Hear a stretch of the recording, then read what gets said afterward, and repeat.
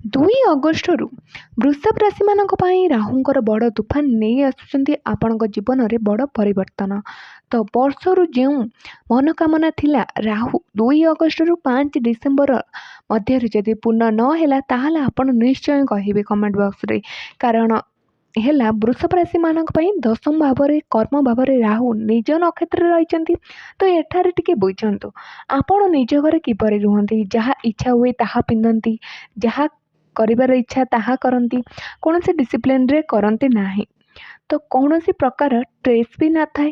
କିନ୍ତୁ 2 ଅଗଷ୍ଟରୁ ରାହୁ ନକ୍ଷତ୍ର ପରିବର୍ତ୍ତନ କରି ଯାଉଛନ୍ତି ମଙ୍ଗଳ ମହାରାଜଙ୍କର ଘନିଷ୍ଠ ନକ୍ଷତ୍ରରେ।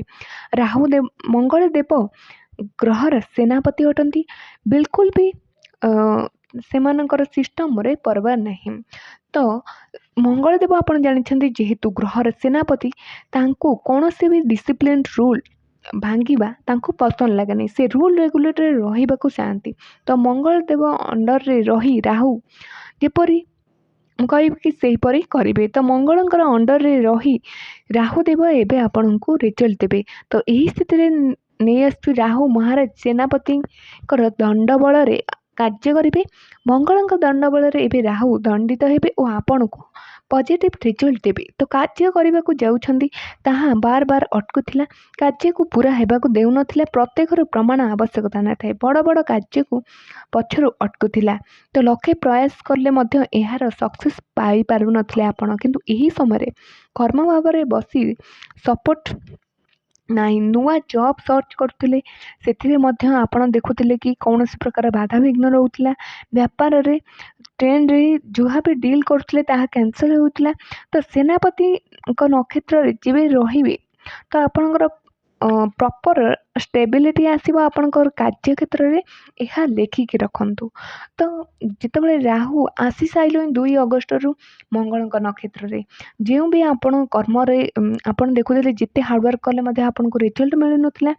ତ ଏବେ ଆପଣ ନିଶ୍ଚିନ୍ତରେ ରୁହନ୍ତୁ। ଆପଣ ନିଜେ ହିଁ ଫିଲ୍ କରିସାରିବେଣି 2 ଅଗଷ୍ଟ ଆସି ସାରିଲାଣି। ତ ଆପଣ ଦିନକ ମଧ୍ୟରେ ଆପଣଙ୍କ କାର୍ଯ୍ୟ ପ୍ରତି ଫୋକସ୍ ହୋଇସାରିଲେଣି। କ'ଣ ମୁଁ ଏତେ ଦିନ ହେଲା କରୁଛି, ମୋ ମାଆ ବାପାଙ୍କ ପାଇଁ କିଛି ଆଜି ପର୍ଯ୍ୟନ୍ତ କରିପାରିନି, ଏହିପରି ଥିଙ୍କିଙ୍ଗ ଆପଣଙ୍କର ଆସିସାରିବଣି। ତ ବ୍ୟାପାରରୁ ନିଜକୁ ଦୂରେଇ ଦେଉଥିଲେ, ତ ଏହି ସମୟରେ ଆସୁଥିବା ବାଧାବିଘ୍ନ ଦୂର ହେବ ଓ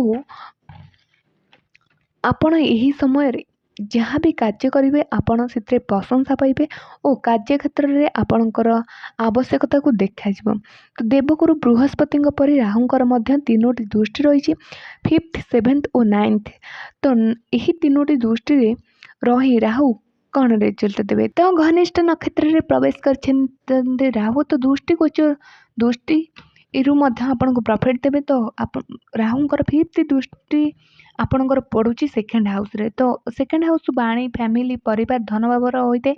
ତ ରାହୁ ସତ୍ବିଷୟରେ ରହିଥିଲେ ବେଳେ ତ ପଇସା ଆସୁଥିଲା, କିନ୍ତୁ ଆପଣ କେଉଁଠି ସେ ପଇସା ଅଛି ଆପଣ ବି ନିଜେ ଜାଣିନାହାନ୍ତି। ତ ଏବେ ଆପଣ ସେଭିଂ କରିବାକୁ ଲାଗିବେ, କାଲକୁଲେଟିଭ୍ ହୋଇଯିବେ, ଖର୍ଚ୍ଚ ଆପଣଙ୍କ ନିୟନ୍ତ୍ରଣ ଆସିଯିବ, ସେଭିଂ କରିବେ ଓ ଏକ୍ସଟ୍ରା ଇନକମ୍ କିପରି କରିବେ ତାହା ମଧ୍ୟ ଚିନ୍ତା କରିବାକୁ ଲାଗିବେ। ବାଣୀ ଦୃଷ୍ଟିରୁ ଦେଖାଯାଏ ତ ଏହି ସମୟ ଆପଣଙ୍କରେ ଯାହା କହିଯାଉଥିଲେ କିନ୍ତୁ ସାମ୍ନା ବୋଲେ ଉଲ୍ଟା ସିଧା ବୁଝୁଥିଲା। ଏହି ସମୟରେ ଆପଣଙ୍କର ବାଣୀରେ ମଧୁରତା ଆସିବ ଓ ବାଣୀ ଦ୍ୱାରା ଆପଣଙ୍କୁ ପ୍ରଶଂସା ମଧ୍ୟ ମିଳିବ। ପଏଣ୍ଟରୁ ପଏଣ୍ଟ ଆପଣ ଏହି ସମୟରେ କଥାବାର୍ତ୍ତା କରିବେ। ତ ଆପଣଙ୍କୁ ଇଗ୍ନୋର କରୁଥିବା ଲୋକ ମଧ୍ୟ ଆପଣଙ୍କର କଥାକୁ ଶୁଣିବାକୁ ଲାଗିବେ। ତ ପରିବାରରେ ସାମାଜିକରେ ମାନ ସମ୍ମାନ ବଢ଼ିବ ଓ ପରିବାର ଭାବରେ ଆସିବ। କାରଣ ମଙ୍ଗଳଦେବ ଦଣ୍ଡ ଦ୍ୱାରା ରାହୁଙ୍କୁ ଦେବେ ଓ ରାହୁ ଆପଣଙ୍କ ପାଇଁ ଏବେ ବେନିଫିଟ୍ ଭାବରେ ମଧ୍ୟ ରହିଛନ୍ତି 10ମ ଭାବରେ। ରାହୁ 10ମ ତ ଦୁନିଆ ବସମେ ଏମିତି କୁହାଯାଏ। ତ ଏହି ସମୟ ଲାଷ୍ଟ ପିରିୟଡ଼ ଆସିସାରିଛି। ଅଗଷ୍ଟରୁ ଡିସେମ୍ବରରେ ରାହୁ ମଧ୍ୟ ରାଶି ପରିବର୍ତ୍ତନ କରିନେବେ। ତ ରାଶି ପରିବର୍ତ୍ତନ 5 ଡିସେମ୍ବର ପରେ ହିଁ କରିବେ, କିନ୍ତୁ ସେ ପର୍ଯ୍ୟନ୍ତ ରାହୁ ଆପଣଙ୍କୁ ଶେଷ ମୁହୂର୍ତ୍ତରେ ମାଲାମାଲ କରିବେ। ତ 7 ଦୃଷ୍ଟି ଆପଣଙ୍କ 4th ହାଉସ୍କୁ ଯାଉଛି। ତ ଆପଣଙ୍କ ଜୀବନରେ ଯେଉଁ ଯଶ ମାନ ପ୍ରତିଷ୍ଠା ନଥିଲା ତାହା ମଧ୍ୟ ମିଳିବ ଓ ବିଶେଷ କରି ଆପଣ ଦେଖୁଥିବେ କି ଆପଣଙ୍କର ମାତାଙ୍କର ସ୍ୱାସ୍ଥ୍ୟରେ ଠିକ୍ ରହୁନଥିଲା ଓ ଆପଣଙ୍କର ମାତାଙ୍କ ସହିତ ମିସ୍ଅଣ୍ଡରଷ୍ଟାଣ୍ଡିଂ ଥିଲା। ଭୌତିକ ସୁଖ ଥିଲେ ବି ଆପଣ ତାହାକୁ ଉପଭୋଗ କରିପାରୁନଥିଲେ।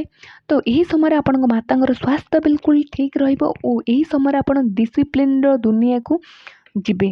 ଏହି ସମୟରେ ଆପଣ ଚାହିଁବେ କି ମୁଁ ମୋ କାମକୁ ଟାଇମ୍‌ରେ କିପରି କରିବି, ତାପରେ ଯାଇକି ମୁଁ ରେଷ୍ଟ ନେବି। ଆପଣ ପୁରା ଫୋକସ୍ ରହିବ କି ଆପଣଙ୍କ ଡିସିପ୍ଲିନ୍ ଉପରେ ଓ ନିଜ କାର୍ଯ୍ୟକ୍ଷେତ୍ର ଉପରେ। ତ ସମାଜରେ ମାନ ସମ୍ମାନ ବଢ଼ିବ, ଭୌତିକ ସୁଖରେ ସୁଧାର ଆସିବ, ମାତାଙ୍କ ସ୍ୱାସ୍ଥ୍ୟରେ ସୁଧାର ଓ ମିସ୍‌ଅଣ୍ଡରଷ୍ଟାଣ୍ଡିଂ ଦୂର ହେବ। ଆପଣଙ୍କ 9th ଦୃଷ୍ଟିରେ 6th ହାଉସ୍‌କୁ ଦେଖୁଛନ୍ତି, ଗୁପ୍ତ ଶତ୍ରୁର ସମାପ୍ତ ଓ ଅଟକୁଥିବା କାର୍ଯ୍ୟ ପୁରା ହେବ। ମାଲିକ ସପୋର୍ଟ ସ୍ୱାସ୍ଥ୍ୟ ଦୃଷ୍ଟିକୋଣରୁ ଯୋଗ ଦେଖିବାକୁ ମିଳୁଛି।